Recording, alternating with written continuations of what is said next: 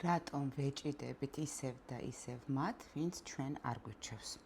და ზოგჯერ ეს გავს სიყვარულს, მაგრამ სინამდვილეში ეს უბრალოდ განმეორებაა. ვიმეორებთ იმას, რაც ოდესღაც უკვე იყო, რაღაც ჩვეულს. ბავშვობაში ჩვენ გვჭირდებოდა ყურადღება, სითბო, გამოხმაურება, გაღება, მიღება და თუ ეს არ იყო, ჩვენ არ შეგვიწყვეტია სურვილი, უბრალოდ ვისწავლეთ, უფრო მეტად მოვითვინოთ, უფრო დიდხანს დაველოდოთ, უფრო ძლიერად გქონდეს იმედი. რაც ვერ მივიღეთ ადრე, გსურს მივიღოთ ახლა.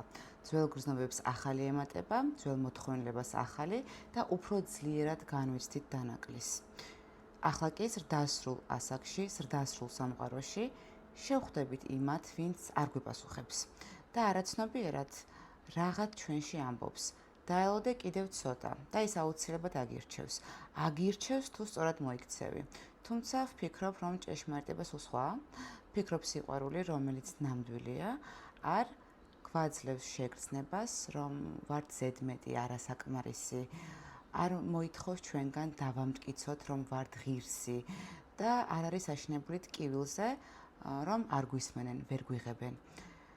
არ უნდა ვითხოვდეთ, გავხდეთ პრიორიტეტი. შეგვიძლია ვკითხოთ საკუთარ თავს, რატომ ვრჩები იქ, სადაც ისევ არ მიიღებენ, სადაც ისევ არ ესმით ჩემი.